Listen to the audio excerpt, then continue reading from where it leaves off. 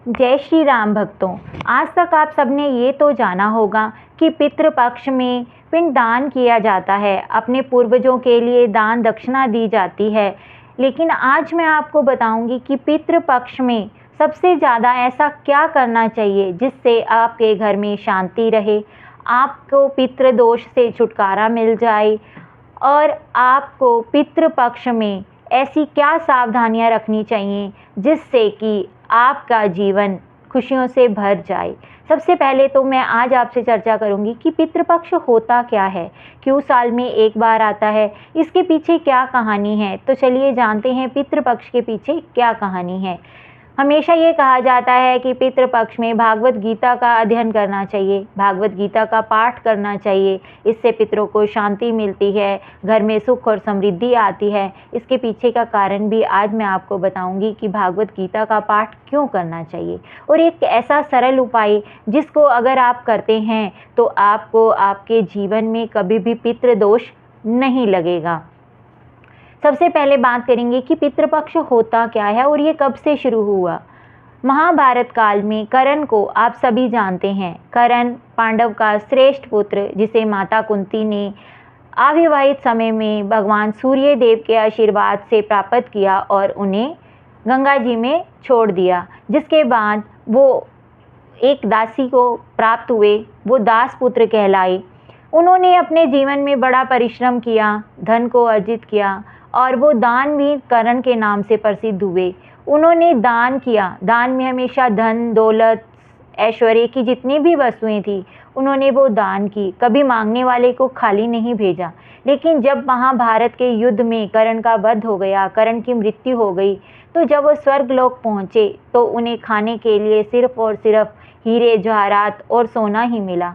जब उन्होंने भगवान से पूछा कि ऐसा मेरे साथ क्यों है, तब उन्हें बताया गया कि आपने पूरे जीवन काल में अपने पितरों को कभी भी नहीं पूजा है, अपने पितरों को कभी भी भोजन नहीं दिया है। जिस पर उन्होंने कहा, कर्ण ने कहा कि मुझे ज्ञात ही नहीं है मेरे पितृ कौन है, मैं जानता ही नहीं कि मेरे माता पिता कौन है, मेरे पितृ कौन है, तो मैं कैसे दान करूं। तब भगवान ने उन्हें कहा कि जीवन में जो भी आपसे जुड़ा है, आपके माता पिता हैं, आपके दादा दादी हैं, आपके मामा चाचा नानी, जो भी संबंध आपसे जीवन में बने हैं, अगर वो मृत्यु को प्राप्त हो जाते हैं तो वो सभी सगे संबंधी आपके पितरों की गिनती में आ जाते हैं। तब कर्ण ने भगवान से कहा कि जब मुझे ज्ञात नहीं था तो मैं दान कैसे करता। मैंने दान तो किया लेकिन हमेशा धन दौलत ही दान की, इसलिए आज मुझे खाने के लिए दान में धन दौलत ही मिल रही है। तब भगवान से बार बार प्रार्थना करने पर कि ऐसे मेरा जीवन यापन स्वर्ग में भी नहीं हो पाएगा, तब भगवान ने उस पर कृपा करके उन्हें 15 दिन का समय दिया और वापस धरती पर भेजा। जिसमें कर्ण वापस धरती पर आकर कर्ण ने अपने पितरों का नाम लेकर, जिन्हें वो नहीं जानता था, उसे नहीं पता कि वो कौन से कुल में पैदा हुआ, कौन से उनके पितर थे, लेकिन मानसिक रूप से पितरों का नाम लेकर उसने भोजन का दान किया, उसने गरीब लोगों को खाना खिलाया, तो उसका पितृदोष जो था वो समाप्त हो गया। तब से लेकर आज तक ये जो 15 दिन आते हैं, ये 15 दिन पितृपक्ष कहलाते हैं। इन 15 दिनों में हमें जितना हो सके दान करना चाहिए। दान दिखावे के लिए नहीं होना चाहिए। कई लोग कहते हैं कि हमने तो बहुत सारे कपड़े बांट दिए जी, हमने गरीबों को जूते ले दिए, ठीक है, या किसी आश्रम में जाकर बहुत सारा पैसा दान दे दिया। ये दिखावा है, इसे दान नहीं कहते। आप दान वो करिए जो ज़रूरतमंद लोग हैं, आप जिन्हें जानते हैं उन्हें ज़रूरत है, उन्हें दीजिए। और दान भी ऐसे कीजिए कि अगर आपका एक हाथ से दान हो रहा है तो दूसरे हाथ को पता भी नहीं चलना चाहिए। जितना हो सके आप पितृपक्ष में दान कीजिए। दान कैसा होता है, मान लीजिए आप चींटियों को आटा डाल देते हैं, वो एक तरह का महान दान है, वो कीजिए। पक्षियों को दाना डालते हैं, वो भी दान है, और ऐसा दान है जिसकी गिनती नहीं कर सकते। आप एक बिना बोलने वाले जीव को जब आप कुछ खिलाते हैं तो वो सबसे बड़ा दान माना जाता है। लोग क्या करते हैं, मंदिर के आगे, गुरुद्वारे के आगे या कहीं पर भी जहाँ भिखारी लाइन लगाकर बैठे होते हैं, वो वहाँ पर जाकर सामान बांटते हैं। कभी आपने सोचा है कि वो पेशावर बन गए हैं लोग, वो आदी हो गए हैं इस चीज़ के, उनके पास सब कुछ है लेकिन फिर भी उन्हें मांगने की आदत है। तो आप सोचते हैं कि अगर हमने उनमें बांट दिया तो दान हो गया। इसे दान करना नहीं बोलते हैं। दान वो होता है जो आप अपने हाथ से, अपने मन से, अपनी श्रद्धा से करते हैं, और ऐसा दान जो किसी जीव के मुख में जाता है बिना मांगे। बिना मांगे जब आप किसी को कुछ दे देते हैं तो वो आपका सबसे बड़ा दान होता है। पितृपक्ष में आपको नमक का दान नहीं करना चाहिए। आपके जो पितृ होते हैं उन्हें मिष्ठान दान करना चाहिए, जिससे कि वो खुश हों, मीठा खाएं, खुश हों और आपको आशीर्वाद दें कि आपका जीवन सुख से परिपूर्ण हो। अब कुछ लोग कहेंगे कि पितृपक्ष आते ही हमें हमारे पूर्वज नज़र आने लग जाते हैं, किसी को उनके पिता माता जो भी इस जीवन से गए हैं वो नज़र आते हैं। ये मत सोचिए कि वो आपको दुख और तकलीफ़ देने आए हैं। वो नज़र आपको इसलिए आते हैं क्योंकि आप दिल के बहुत साफ़ हैं। आप देखिएगा सभी को नज़र नहीं आते, लेकिन वो कुछ गिने चुने लोग हैं जिन्हें वो नज़र आते हैं, लेकिन कहते कुछ नहीं। इसका मतलब ये है कि वो मन से साफ़ हैं, वो दिल के साफ़ हैं। जो पितृपक्ष में जाते हैं वो पवित्र आत्माएं होती हैं, और धरती पर जब वो आती हैं, देखने आती हैं कि उनके बच्चे कैसे हैं, तो उस दौरान पितृपक्ष में शांति का विशेष ध्यान रखें, अपने घर में शांति रखें। अगर पितृपक्ष में आपके घर में कलेश होता है तो सोच लीजिएगा कि पितृ आपसे नाराज़ हैं। उन पितरों को शांत करने का और खुश करने का एक छोटा सा उपाय है जो मैं आज आपको बताऊंगी। जो मैंने वीडियो की स्टार्टिंग में भी कहा था कि भागवत गीता का पाठ तो आप सभी करते हैं, हमारे संत महात्मा भी कहते हैं कि भागवत गीता का पाठ करना चाहिए, लेकिन आज मैं आपको एक छोटा सा अचूक उपाय बताऊंगी।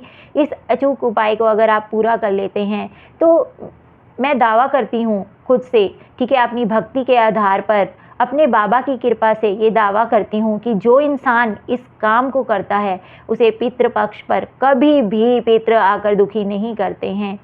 आप कहेंगे कि आजकल ऐसा कुछ नहीं होता। मेरी ये वीडियो उनके लिए है जो भगवान में आस्था रखते हैं। जो भगवान में आस्था नहीं रखते, वो किसी चीज़ में आस्था नहीं रखते, उनके लिए धर्म की कोई गाथा नहीं है।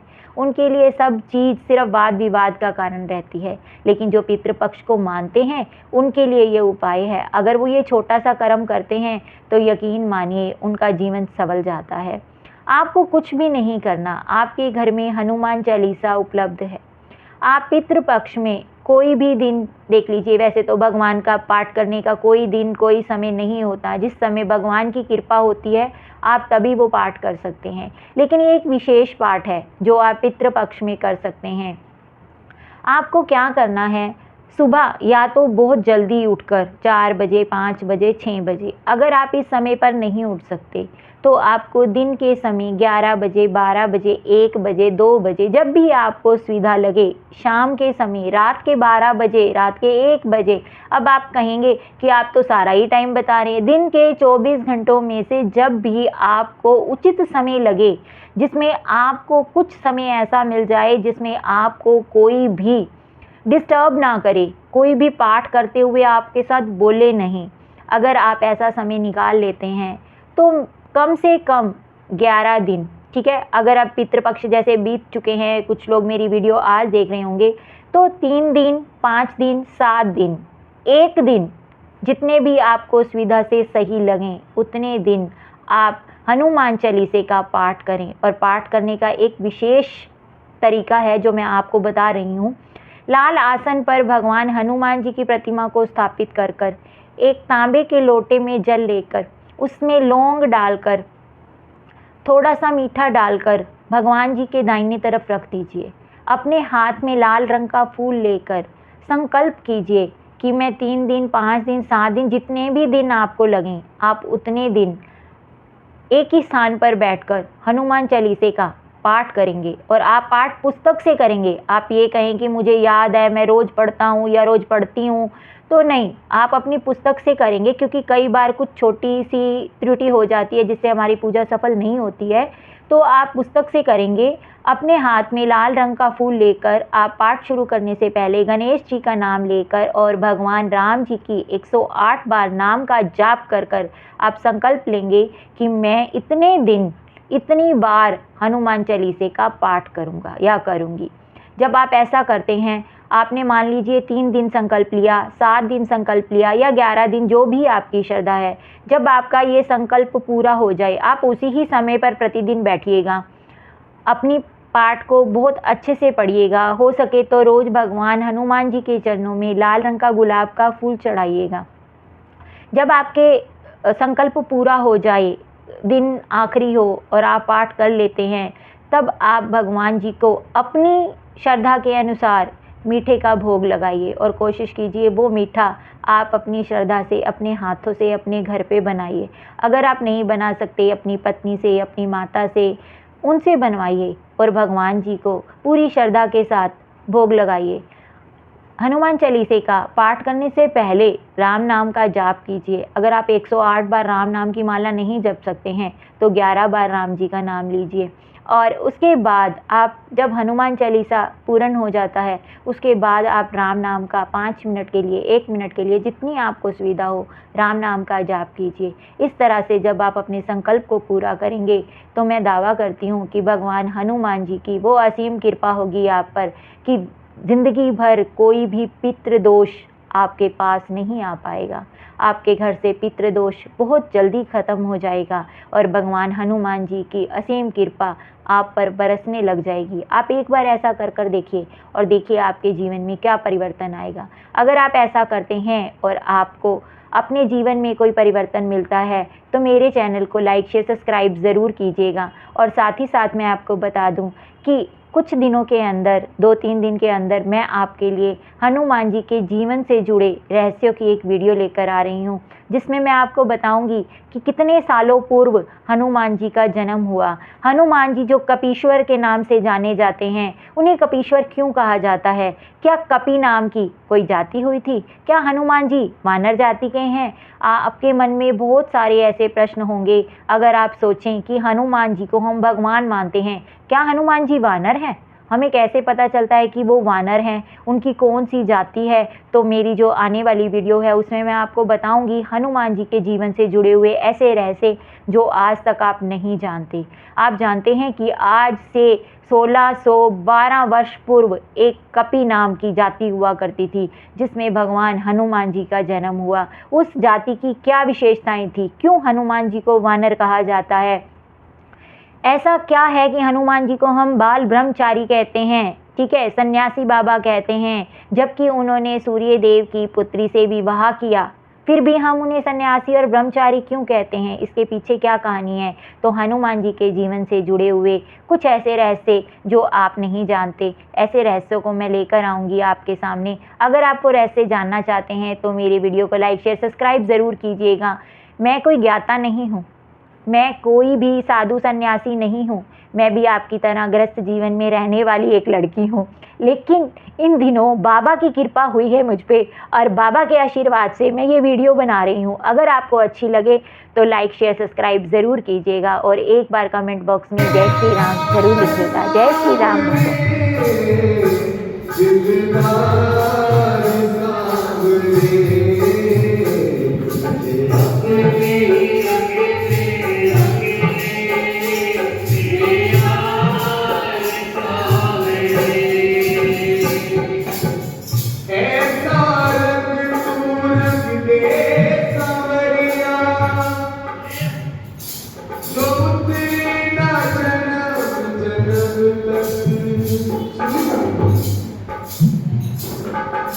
नाम तू अपना लिख दे कन्हैया, मेरे सारे बदन पर जल, मेरे सारे बदन पर,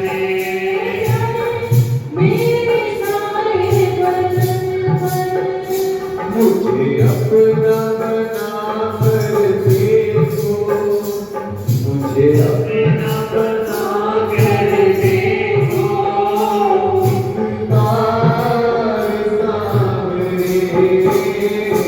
मुझे अपने